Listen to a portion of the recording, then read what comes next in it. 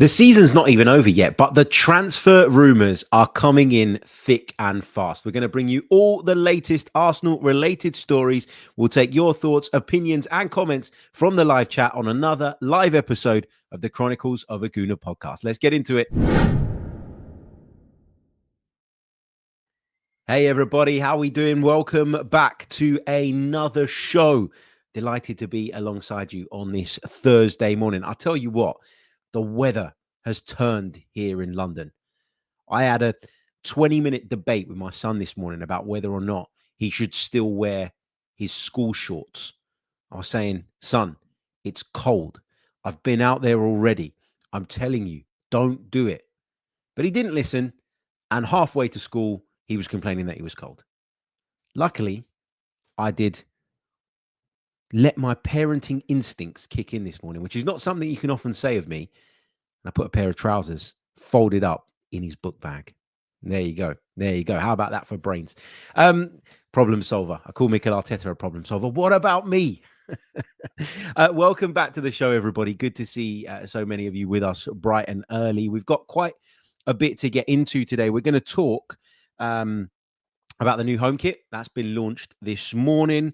We're going to talk Dean Huijsen. We're going to talk Rodrygo, Viktor Gyökeres, and we're going to discuss whatever else we stumble across when going off on our sort of trademark style tangents. So lots and lots to get into, lots and lots to unpack. Great to see lots of you with me live this morning. Thank you for all the love and for all the support. I'll say a few hellos to some of you joining us in the live chat. I'm not going to go through every single name because we'll be here all morning, but we've got Harvey, we've got John, we've got Sammers who says, morning, everyone. Hope the hay fever isn't as bad today, Harry. It's not as bad as it was for me a couple of days ago, but it still bothers me. What I find, right, is in order for me to get over it early enough to do this 10 a.m. podcast, I need to get up earlier because once I'm up, it starts to clear. So that's kind of the way forward. But who wants to get up earlier than they have to? Anyway, big hello to Wilson, to Sammy. Vincey is with us as well. Tom, we've got Alaowe, we've got Chimaobi. Hacker is with us. Lots and lots of you in the live chat, which is great to see. Don't forget, if you haven't done so already, leave a like on the video. If you're a regular, you'll know exactly what you're going to be getting. And subscribe to the channel if you haven't done so already, because we are less than 300 subscribers away from hitting 40,000 subs on our YouTube channel. Just a couple of days ago, we were talking about being over 500 away. And we've really eaten into that over the last few days with some really enjoyable shows. So if you're not subscribed already, what are you doing? Get subscribing, get liking, all the rest of it. I'll probably remind you a couple more times before the pod's out. But if you are an early bird joining us early on the stream, please do so. It really, really does help. I just wanted to point you, first of all, in the direction of yesterday's episode. Now, we weren't live yesterday morning. We did a pre-recorded episode, which we recorded on Tuesday night. I had a few bits on, a few stuff I needed to do, a few things I needed to do at home, some family bits over the course of Wednesday. And I thought, I don't want to leave you guys without a show. So Sophie Nicolau of the Highbury squad very kindly agreed to join me on the podcast. And the reason I asked her to join me was because she did a stream a couple of days prior, I think, where she talked about this idea of Mikel Arteta having this kind of really strong following, this idea of, what do you call them? What did she call them? Arteta disciples, whereby these people that really kind of back and support Mikel Arteta have almost gone down a path whereby they're unwilling to criticize. And I get accused of that quite a lot. And I can tell you, hands down, it's not the case. I spend a lot of my time on this podcast questioning decisions that not just Mikel makes, but that the club makes. That's what fans do. When you want the best for the club, you're going to challenge certain things if you don't think they're right. But I found it a really kind of interesting discussion because it felt like somebody was speaking to me. I get a lot of people in the chat calling me this and calling me that and telling me that I'll lose my special privileges. That's my favorite line. You're going to lose your special privileges if you say that Mikel Arteta made the wrong team selection, which is complete and utter nonsense. Firstly, because they don't get special privileges. And secondly, we're not living in a dictatorship whereby, everyone's censored and can't say or do anything, right? So, especially in football, for God's sake, like it ain't that deep, really, is it? So, I really felt that conversation resonated with me, and I wanted to explore that idea and that theory a little bit more with Sophie. And reading some of the comments after the show, and there were loads, probably more comments than we've had on any of our recent shows. There was quite a divide. There was a lot of people that felt that, there is this kind of cult-like following around Mikel Arteta, whereby in the eyes of these people, he can do no wrong, and maybe he's overprotected. And there were others who felt that this was a load of nonsense and the kind of unhelpful narrative that we just don't need around the football club at the moment. They're two contrasting opinions, but what I was a little bit disappointed by, if I've got to be honest, is people that didn't watch it or listen to it sort of jumping onto Sophie's back, especially. And I had a few as well, but jumping onto Sophie's back and saying, you said this, you said that. If you think she said some of the things that these people were tweeting or suggesting, then you didn't watch it and you didn't listen to it. It was not Sophie saying there's a cult-like following around Arsenal and Mikel Arteta specifically. It was Sophie talking about that idea with me, and we were exploring the theory. So I would say if you are interested in that conversation, and I thought it was one of the most interesting pods we've done this season, maybe I'm biased, go back and check it out. It's a bit of a long one. It's a bit longer than normal, but I thought that there were elements of that discussion that were really, really important and really, really interesting to kind of get into with a fellow Arsenal fan and someone who also kind of podcasts and kind of works in the Arsenal space. So go and check it out if you haven't done so already. I really, really appreciate the love and support. But what I will say is, before you jump online and you say to people, you said this and you said that, listen to it. Because so much of the kind of the criticism that was leveled at both of us post that show was baseless. And it was clear and apparent that those people throwing that stuff in our direction hadn't watched or listened to it. So go and check that out if you haven't done so already. But look, let's get into today's stories. And let's start with the new Arsenal home kit. What do we think of it? Arsenal released it this morning. Lots of people, I'm sure, will be flocking to the Arsenal website to order it. This is what it looks like for those of you watching. If you're listening to us on audio, I'm sure you've seen the pictures going around on social media. I posted the pictures on my X account. I posted some pictures also on my Instagram account as well. Yeah, I really like it. I got to be honest. I really, really like it. I really liked the kit that we had, not last season, but the season before, with that kind of touch of gold on it. I think if you're going to go outside of the box of the standard red and white, gold should be the go-to. Gold really works well. And I think it is a color that has a place in our history, in our DNA, not just because of the Invincibles thing and the fact that was marking that, but because we've had gold in our logos in the past, we've had gold fonts, etc., etc. I think it works really, really well with the Arsenal colors.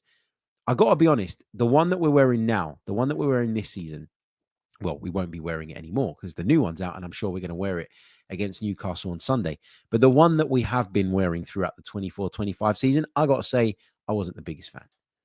I didn't really like the blue. The blue was annoying me. Why do we have blue in our home kit? I mean, we've had blue away kits in the past, and that's fine. But to have blue in our home kit, it just doesn't really work for me. And that's partly why I really love this one, because it's simple. It's just red and white. And there's a few features that I would say it really kind of impressed me. So I love the kind of writing, the Arsenal word spread across at the back, just at the kind of bottom of the neck. I think that's fantastic. I really like the logo as well. I like the fact that the logo is just a white outline of the logo. If it were me, I would do just the cannon because I love that simplicity. But I understand why the club want to make sure that the branding is consistent. So I like that. But I like the fact that it's not got the colors sort of filled in on the logo, and instead it's just the kind of white outline. And I love the kind of Gothic style A, which is, a real feature of our club's DNA and history again. And I love that you can see that when you look closely at the kind of the red section of the kit. So yeah, really, really like it. The only thing I would change, and this is just me being incredibly critical and pedantic and ridiculous, the only thing I would change is the color of the socks. I prefer Arsenal kits with white socks than red socks. But hey, that's just me. That's kind of neither here nor there. But that's my opinion on it. But let me know your thoughts. I really like it. I think it's beautiful. I think it's brilliant. I think it's a really nice kit, and hopefully it's a kit that we win both the Premier League and the Champions League in going forward. And that's going to wind a few of you up, isn't it? Cue the aggressive comments. Okay, so let's get into some of your comments and some of your thoughts on the kit. Josh says, I prefer it to this season's. Nathan says, it's absolutely gorgeous. Rumble says, it looks exactly the same as the one from the season before without the gold Adidas stripes. Yeah, it's very similar, isn't it? It is similar. It's not exactly the same, but like if you look at the detail and the trims and stuff, it's not exactly the same, but there's a similarity for sure. Josh says the black and gold is one of my favorite ever Arsenal kits. Me too. Me too. I remember trying to get hold of that one at the time. It was crazy. So many people were buying it. You couldn't find it for love nor money. Took me ages to get a hold of one. What else have we got? Theo says, I was going to say, kind of looks like the Invincibles kit. No, I like it. It's simple. What else have we got? Theo says, I personally love the very old logo on the 90 shirts. Is it this one you're talking about?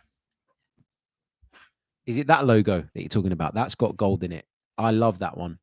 And funny story about this kit, by the way. This is the 97-98 home kit in long sleeve, right? Which is quite difficult to get hold of because I was looking for one a while back and I couldn't get hold of it. And basically, funny story, my sister, my younger sister, she's quite a bit younger than me. She was at university and she had a part-time job in a charity shop just on Saturdays and Sundays, I think. And one day she called me, and she never calls me. She normally texts me. So when she called me, I thought, what's going on here? What's happened? What's the problem? Basically, she'd sent me a picture of this kit, and somebody had come into this charity shop and given 2 of these shirts into the shop, and the shop, not knowing what they had on their hands, and these are original shirts, put them both on the shelf for £5 each. She called me and she said, there's these Arsenal shirts here. I don't know if they're any good. I'm not sure that you would want them, but I'll send you a picture. And if you do, let me know and I'll buy them. Me and my brother both jumped at it. We're like, we got to get these. So we got them. And it just goes to show, doesn't it, that sometimes you just don't know what you've got. Then, you can look for a shirt for ages and you won't find it. And then it just kind of appears. Maybe it was God's will, fate, that I ended up with that shirt. Who knows? Lots of questions coming through about transfers. And I promise you, we're gonna get to those in a bit. So don't stress. We will get there in a second. Samus says, big fan of the new kit. Good feeling about it. Yeah, me too. Me too. Josh says it reminds him of the 91-92 kit. Yeah, I can see that. Lots of you shocked at the fact that it was available for £5. Yes. £5. £5 British pounds. Right, let's get into some of that transfer stuff that I know you're all desperate to talk about.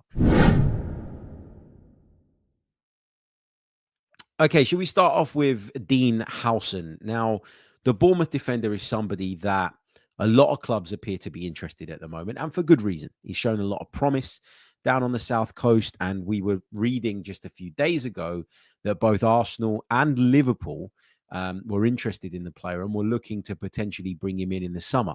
And whenever I kind of came across and stumbled across this story, and I would have said this on the pod, I'm sure, on multiple occasions, I always found this quite a weird one because, okay, good player gets linked with good team. Good player playing at smaller club gets linked with bigger club that are competitive. Kind of makes sense from that point of view. But if I was to kind of write a priority list going into the summer, a centre-back is definitely not at the top of it for me. I think we've had rotten luck with injuries at the back this season. We've lost Big Gabby. We lost Ben White for a long time. Takehiro Tomiyasu's been nowhere to be seen. Calafiori's had a very stop-start campaign. I think that when everybody's fit, we're well stocked when it comes to the back line, but we've got a few players in that group that you do worry about moving forward. And you do wonder if they're ever going to be able to put some of those fitness troubles behind them. Tomiyasu being the real kind of example there. And for me, probably Calafiori as well. He's someone I'm a little bit worried about with the whole fitness thing. I'm going to kind of try this season and put it down to bad luck. You know, a lot of his injuries were knocks rather than muscular. And also, you know, some of the way in which those injuries and problems came about were really kind of freak, weren't they, when you sort of watch the incidents back.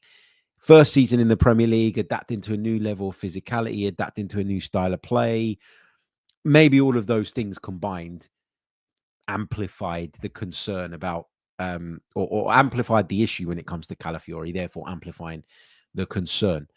So I just wonder if, you know, maybe somewhere down the line, sooner rather than later, we're going to have to address a couple of those defensive positions, and we're going to have to bite the bullet and move certain people on to avoid being in this situation every season. But circling back to Dean Huijsen, as much as I like the player, and he scored a goal against us just a few short weeks ago, I'm not looking at him and going, I really want this guy, so much so that I would park my priorities, that I would allocate a significant amount of money. And it is a significant amount of money because you're talking about a £50 million release clause. I'm not sure that I would go that far to bring this guy in, given what we have already available to us. And so while I was like, well, if we get him, fine, great, I never wanted it to be at the expense of us doing the business that I feel that we need to do and the business that I really feel we should be prioritizing. Now, Arsenal and Liverpool were said to be leading the race, but it emerged yesterday that Dean Huijsen is being courted by Real Madrid. Now, he's got a Dutch-sounding name, and he is, of course, I'm sure, from a Dutch background, but he is a Spanish international. Recently made his debut, making his way through, you know, a big sort of prospect in the eyes of the kind of Spanish setup. Really, really talented player. What better move then to join Real Madrid, the biggest club, not just in Spain, but on the globe. It's a massive opportunity for him. If we had gone in and Real Madrid had still come in, I wouldn't be surprised if he opted for them over us. And I'm sure he's going to play a more significant role at Real Madrid, because you do feel, looking at their central defensive area, that they probably could do with a bit of regeneration and starting to bring through the next crop of players. Whereas with us, Gabriel and Saliba is a pretty settled partnership. It really, really is. And then you add Calafiori into the mix, particularly now that Mars Lewis Skelly's come through as a left back. You add Ben White's ability to play there. You add Jurriën Timber's ability to play there. You think about all of those things. We still got Jakub Kiwior as well, who's done pretty well since coming in the absence of Big Gabby. And all of a sudden, you know, it doesn't feel like a great need for us. So not surprised that we're going to get beaten to this one. I don't know how interested Arsenal actually were. I don't know if they actually entered the room in terms of the conversations. I couldn't tell you. Anything I say would be a guess. But I never felt like this one had a great chance of coming off. And so I'm not surprised that he's heading elsewhere. And listen, good luck to him. He's got a big future. The good thing, I guess, from an Arsenal point of view, is it makes it even less likely that we're going to sell one of the centre-backs that we have currently. And I know that people have been a little bit nervous recently about the Saliba and Big Gabby contract situations. The fact that the start of last season saw Gabriel left out of the team because there was interest in him, allegedly from Saudi Arabia. You know, you might look at it and go, well, if they come back again and he's a year older and he's just suffered this quite bad injury, will the club be tempted to cash in, and will they look to regenerate with somebody like Dean Huijsen? I don't want to see that centre-back and central defensive partnership broken up. So if this means that we keep those guys and there's no concern there, and actually rather than spending 50 million on this kid, we can put a little bit more resource into making sure that those two guys sign those new contracts, I'm absolutely fine with that. So I'm okay with this. I know a lot of people will be disappointed that he's going elsewhere, but I'm absolutely fine with this, genuinely. Let's get some of your thoughts on this as well. What have we got? Josh says, I think Huijsen is Arsenal trying to future-proof the centre-back position. The club must think he's worth the investment now, even if essentially it's not something we need. Maybe they do, but if he's Real Madrid bound, which is what the latest seems to be, then, I think you have to question. Well, no, because look, as I said, if Real Madrid come in for you, you would have your head turned. I've always said that I'm an Arsenal fan, always have been my entire life, and if I ever had the opportunity to represent Arsenal, it would be a dream come true. But I've also sort of grown up watching a lot of Spanish football, grown up watching a lot of European football, and having visited Real Madrid, I kind of understand the scale of that football club. And I always said that even if I was playing for my boyhood club, I'm not a player and I never was going to be, but even if I was playing for my boyhood club, there's probably one club in world football that could turn my head, and it would be Real Madrid. So that doesn't mean that because he's Real Madrid bound, we went no and we pulled the plug and we just decided that didn't want him. But equally, we don't know that Arsenal really tried hard to push for this. I think they might have asked the question, they might have inquired, who knows? But ultimately, my point is, I'm okay with him going to Real Madrid because I don't think that this is a priority for us. And Hacker says that he heard it's a £25 million upfront lump sum. Yeah, but there is something in the contract that requires it to be paid in full. So there's something in his release clause that demands that you pay the entirety of the fee by the end of 2026, something like that.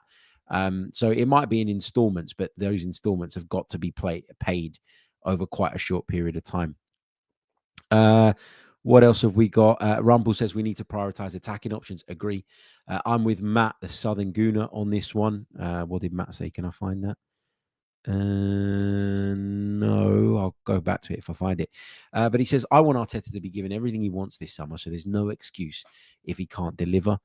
Archangel says, hold on. Why is this frozen? There we go. To be honest, you'd probably still be better than Sterling now, Harry. Oh, poor Raheem. What a career he's had, but he's not been good. He's not been good at Arsenal, has he? He's not been good at all.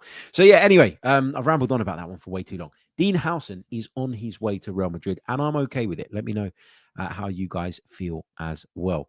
Right, short pause, and when we come back, we're going to turn our attentions to Rodrygo of Real Madrid. Did I say that well? And we're going to talk Viktor Gyökeres. Seems as though his price has been set. Short pause, and we'll be right back. You're listening to the Chronicles of a Gooner podcast. Don't go anywhere. You're listening to the Chronicles of a Gooner. Like and subscribe.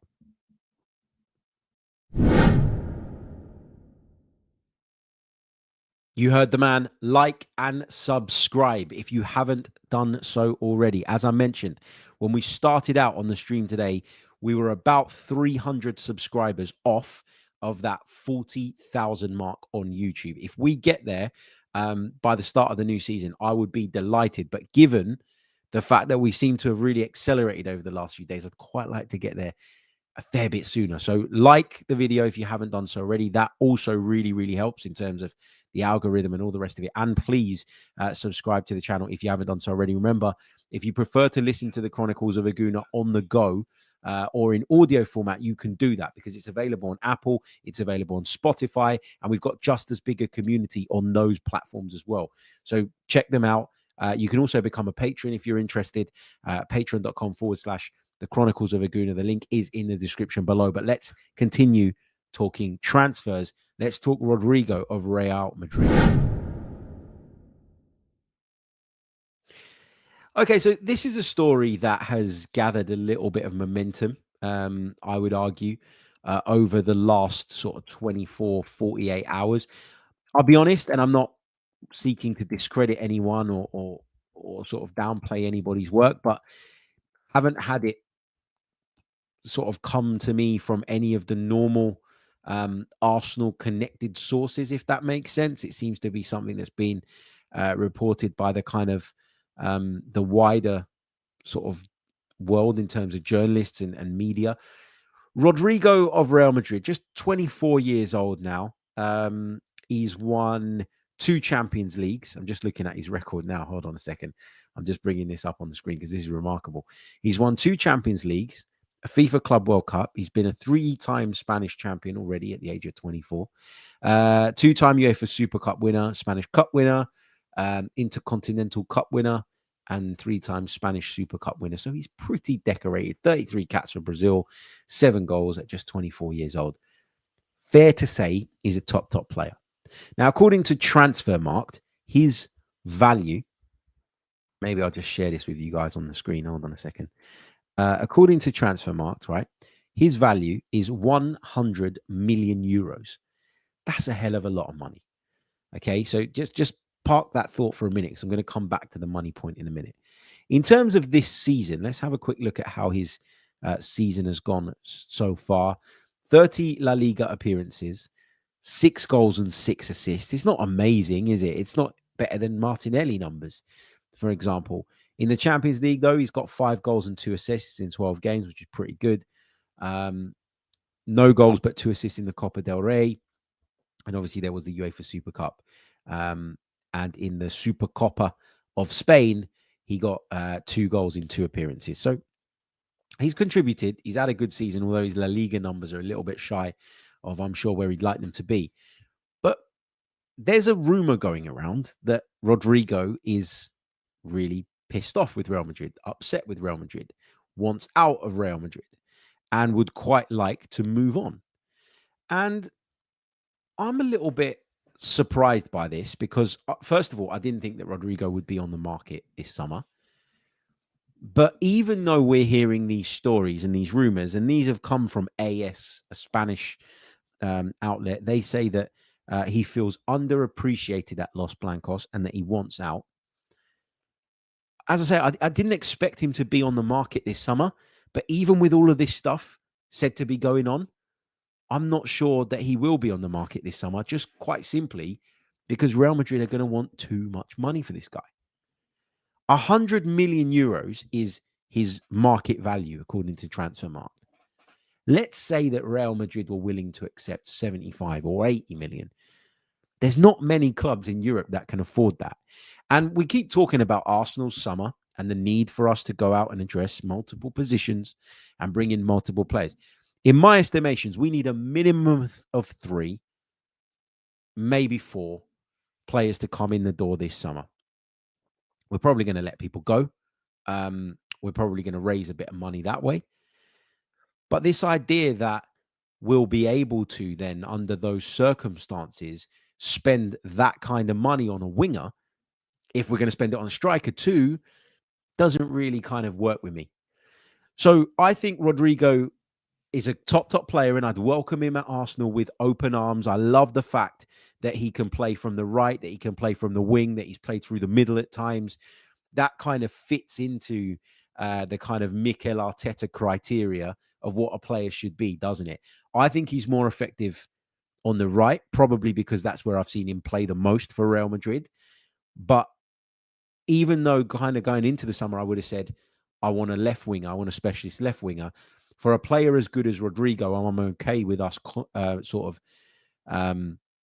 just compromising on that slightly. And the reason I say that is because we've seen Mikel move centre-backs into full-back and do it really successfully. We've seen him move Declan Rice from a 6 to an 8 and do it really successfully. We've seen him bring in Kai Havertz as a midfielder and then move him into the centre-forward position and do that really, really successfully. So adaptability is an important thing, I think, when we're looking for players, specifically as a club, because our manager is inclined at times to change his mind, to shift the focus, to change the system.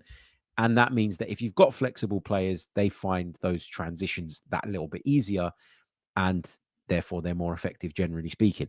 I like him, but there's 2 things. The fact that he's been playing more on the right maybe puts me off a little bit, even though people would tell you that in theory he's a left winger, he is right-footed and all the rest of it. So would cut in, that wouldn't really change the dynamic for us in that sense. But the other thing is the price. And I also don't like going after players who are quite clearly in the middle of a fallout with their current club. Now, that can work to your advantage in that the selling club might be willing to do the deal for less because the situation has become untenable and they want to move the player on and they feel like it's kind of now or never, get some money in or we never will. But at the same time, it does lead you, particularly in a case like this, when you don't know the ins and outs of it, to maybe just question their character a little bit. So I'm kind of torn on this. I like the player, but for me, there are so many things that would have to fall into place. There are a lot of things that would need to look right from an Arsenal perspective. So, for example, let's talk 60 million, 65 million. I'm on board. Because if that's what you're going to pay for Nico Williams, I'd pick Rodrygo. I would. So, those two have obviously had good careers and whatever. And Nico Williams is hot property at the moment. And, one of the things that puts people off Nico Williams is his wages and what that would likely look like. Well, Rodrygo's at Real Madrid, mate. He's going to be on huge money as well. So then it's about who's the better player. Well, Rodrygo's the more experienced. Rodrygo's contributing more this season than Nico Williams has. Okay, granted, he's playing in a better side and all the rest of it. But I keep talking about this idea of win now. And I keep talking about the fact that I don't want project players right now. We can do that to kind of what's the word? We can do that as a kind of side thing at the minute. We can do that to kind of future-proof ourselves. We can do that to ensure that we have a bright future, but it shouldn't be at the cost of and at the expense of doing what we need to do to get over the line now. Because if you don't do what's necessary this summer to get over the line and to push through that ceiling, then what the hell was the point in spending all that money to turn the squad on its head and pick it up off of its arse and put it into a position where it can compete again? All of that would have been in vain if we don't now take that final step. Players like Rodrygo, I think, in terms of doing that sort of business, would represent us taking that next step, or at least show that the club has the intention to do that. But I'm also not daft. I'm also not silly. And I'm also not living in a fantasy world. I know that if Real Madrid are demanding ridiculous amounts of money for this kid, we ain't going to be able to do it alongside all the other business that we want to get done. So again, just like when we were talking about Dean Huijsen, player I like, good player, etc., etc. But let's prioritize and make sure that we address the things that really, really matter this summer, and not be sidetracked by maybe something that is desirable but isn't necessarily essential. So that's where I'm at on the Rodrygo thing. And again, look, it's a rumor. It's a very loose rumor at the moment. AS is the outlet reporting it. They are, if I'm not mistaken, a Madrid-based outlet, probably, realized or got wind of the fact that there's been a bit of a falling out. Probably want to drive a bit of interest in the player by throwing in the names of a couple of big Premier League clubs with deep pockets. Maybe that's what's going on here. I wouldn't get too carried away by this. And I'd say that about pretty much any rumor and any story that we discuss at this stage, because we're still in the 24-25 season and we're already looking ahead and talking about the summer. That's in part because our season has dropped off, and that's what everyone wants to focus on now, the future. But it is early. A lot of these stories have something to them, in that there will be conversations ongoing in the background trying to get things moving ahead of the summer. But we're certainly not at the stages where, things are critical and things are really moving at that rapid pace. At least I don't think anyway. Going to move on to one more story. And the timing bit that I've just mentioned is really key in this next story.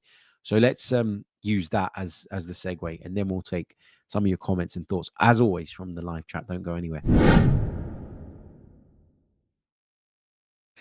So the reason I talk about timing is we've seen lots of chat about Martin Zubimendi, and it appears that Martin Zubimendi is Arsenal bound. And it looks like this is a deal that has been discussed, not quite formalized yet, but agreed for quite some time. So when you see that type of thing happen, it's understandable for you as a fan to get excited, and I do it too, and get carried away and believe that all of our business is going to be business that is already in the pipeline, that we've already done the legwork on. And sooner rather than later, we're going to hear of 3, 4, 5 names all coming in at the Arsenal. And the minute the transfer window opens, we'll be ready to execute all 3, 4, 5 of those deals all at once. And happy days, we've got a great long preseason with all these players and we move forward. It's not going to work like that. Okay, sometimes these negotiations take time. Players go on holiday. Agents cause delays. Legal procedures cause delays. There's a lot of factors and there's a lot of layers when it comes to these types of high value deals. So you have to be patient. And what I have seen over the last few days is people lacking patience when it comes to Viktor Gyökeres. From what we've been hearing, he's the priority right now. From what we've been reading, he's the one that Andrea Berta wants. And a lot of Arsenal fans share that vision and share that idea that he would be a really good fit. And I certainly believe that if it's a toss-up between him and Benjamin Sesko, maybe Sesko has the higher ceiling. But I said it on the pod the other day. If I'm betting on one of them to come to the Premier League tomorrow and score goals and aid us and adapt quickly, Gyökeres is the one. He's played in English football before. If you can do it in the Championship physically, you're not going to have an issue getting up to that level for the Premier League. So I think that experience, albeit in the Championship, I do think that's valuable in this conversation and in this debate around which one of those two would be the better fit. But we've seen all the Gyökeres reports, and then we've had some people online, and I know it's just a minority, going, come on then, get the hell on with it. First of all, the season's not done. And it would be incredibly disrespectful, I think, for Arsenal to formalise negotiations with Sporting at this point in their campaign. That's not going to happen. If you want a player, you have to be really, really good at sort of convincing the player, but you also want to make it as smooth a transaction as you possibly can. And that means stepping back and respecting the selling club a little bit. Now, there might be informal conversations taking place. There might be discussions already ongoing. I don't know. There might have been discussions already had, as some people are reporting. But you can't formalize any deal now because the window's not open. So you wouldn't push so hard that you essentially piss off the selling club at a time when they still have something to compete for and play for in their season, just to be able to appease your fans and tell them, look at us. We got it done on May 15th. We got it done before the window even opened. It might be 10% of the way there. It might be 50% of the way there. It might be 90% of the way there. We don't actually know. But the point I'm making is just have a bit of patience around this stuff. What I thought was an interesting update the other day was one that come from John Cross, where he said that the Gyökeres price has been set. £60 million is what it's going to cost Arsenal to sign Viktor Gyökeres. And I'm always a little bit wary of sort of figures and stuff at this kind of point. I don't think it's always 100% clear. Like, for example, let's take the Isak thing just for a minute. Just humor me for a second. Alexander Isak is a player that Newcastle will demand a hell of a lot of money for. If they qualify for the Champions League, then that price tag probably changes. And so things can happen in the latter stages and dying stages of a season that can impact prices. So when I hear prices quoted, especially when they're not a set release clause at this stage, I'm always a little bit wary, but it's a nice indicator. Gives you an idea. John Cross reported that Gyökeres would be available to Arsenal for around about £60 million. Now, after that, Bola, which is a Portuguese outlet, reported that Gyökeres would be allowed to leave for something between 70 and 75 million euros. And when I did a quick Google currency conversion yesterday, it looked pretty much in line. So that makes sense. You're getting that from multiple outlets. There's some consistency in that story, which is, of course, good to see. So Viktor Gyökeres, lots of people think he's the one. Others don't. That's fine. We've all got different views and opinions, but just stay a little bit patient. Like, it's exciting because we're hearing these rumors and these stories now, and we all recognize that it's got to be a big summer for Arsenal. And if you get the feeling that Arsenal are really working hard behind the scenes to make it exactly that, even from now, it gives you encouragement. And then there's that desperation to see these deals come to fruition and to get that confirmation. I completely get it. I do. But we just need to be a little bit patient. And also, don't get too attached to any one individual player, because knowing Arsenal, they could pivot in a different direction to someone else. They could already have someone else lined up that we didn't even discuss. It can happen. So just hold fire. Like, I thought Martin Zubimendi, before those Arsenal stories come out in January, I thought he was Anfield bound. And then looks like he's coming to Arsenal. So things can change. Shit happens. Things change.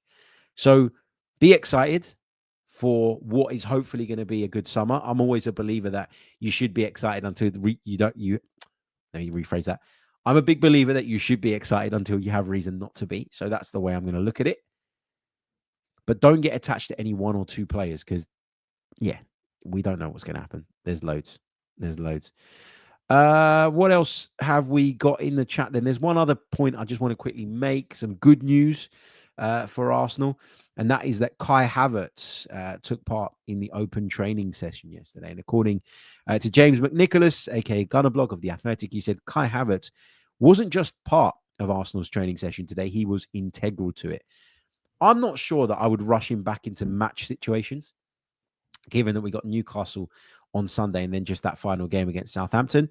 But it's good to see him back, and he can have a strong preseason, hopefully, and get himself in a place where he's ready and available for the new campaign. And I don't care what people say about him. We have missed him. That is undeniable. Undeniable. Okay. What else have we got in the live chat? Biff Smith, just on the transfer rumor stuff. He says, all these YouTubers have to be careful on their speculation.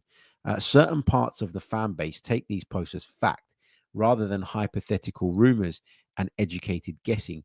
Look, I'm being very, very clear here that, first of all, these are not my stories. These are stories that we're picking up from elsewhere and discussing. But secondly, that you shouldn't get too attached to any of these stories, particularly at this point in time, because the window's not open.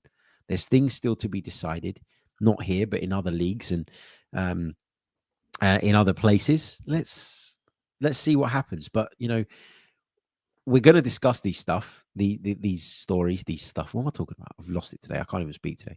We're going to discuss these stories, but it's on the people watching and listening to not get their hopes up. I've not once sat here and said, "Yep, Viktor Gyökeres is coming to Arsenal for £60 million, done deal."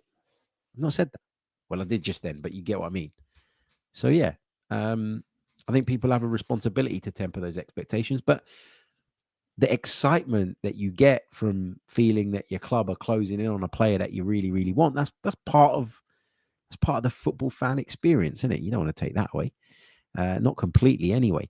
Let's have a quick look at how many likes we've got on the board. I can see we're now just over 250 subscribers away from hitting that 40,000 mark on YouTube, which would be amazing if we could get there. So thank you all so much for that. I'm going to take some of your questions in just a second. Don't forget, like, subscribe, all the rest of it.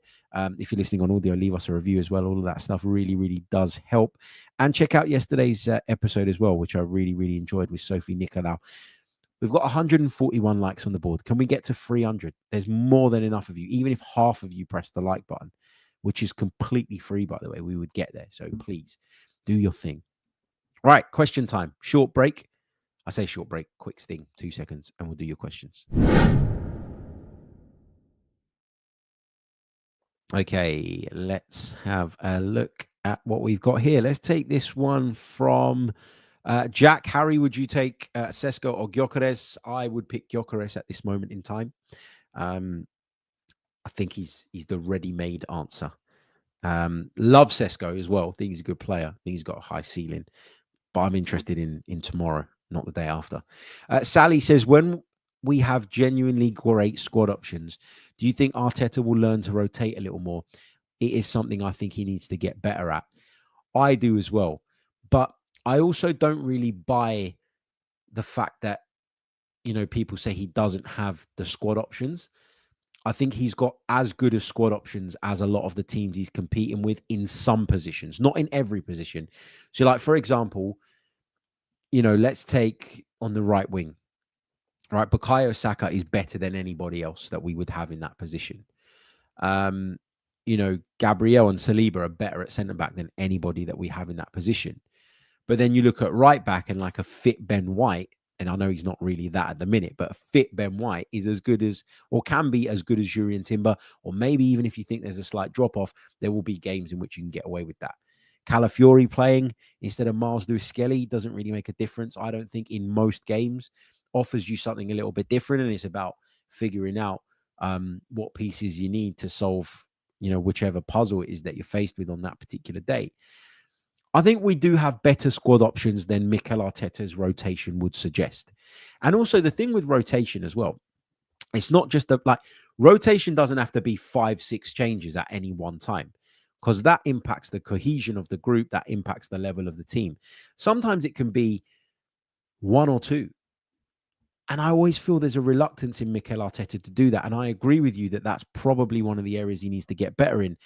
And I think maybe, hopefully, if we're looking for a positive to take away from what's been a really bad season injury-wise, hopefully the fact that so many of the players that he's really overloaded have ended up suffering these injuries will kind of be a bit of a wake-up call to him that says, I don't need to play these guys against Preston in the cup for 70 minutes, for example.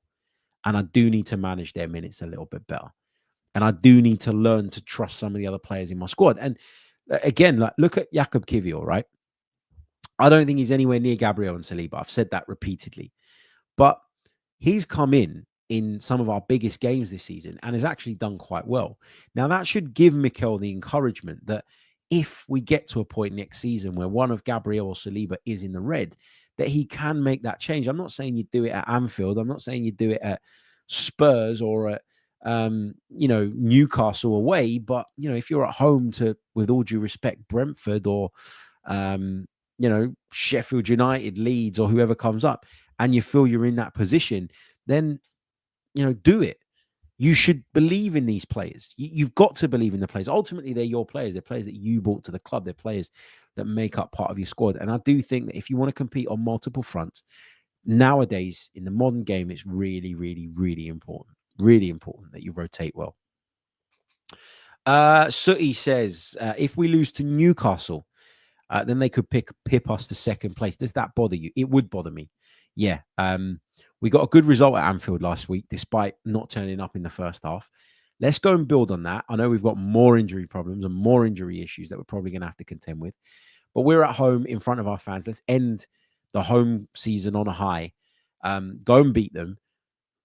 Make second place. And, then we can turn around to people when they give Mikel Arteta shit and we can say, look, yep, we've not got over the line yet. And there's still work to be done.